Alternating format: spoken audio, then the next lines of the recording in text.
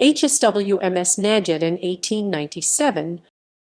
HSwMS Najaden is a Swedish Navy training ship launched in 1897, previously preserved as a museum ship in Halmstad and moored on the river Nissan by Halmstad Castle. Since July 2014 in Fredrikstad, Norway.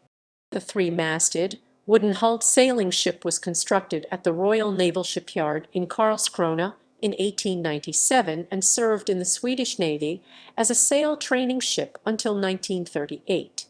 In 1946, she was taken over by the city of Halmstad and completely restored. She now serves as a museum ship and is in the care of the Association of the Friends of Najaden Föreningen Najadens Vänner. Najaden passed into Norwegian ownership Friday, July 4, 2014. A brief ceremony led by City Council's chairman, Conservative Ann-Charlotte Westlund, was held in front of Najaden in central Halmstad. At that time, about 200 protesters demonstrated against the sale of the ship to Norway.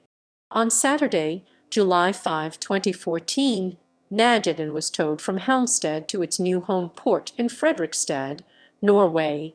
The sail training ship Af Chapman was a contemporary of Najaden in Swedish Navy service.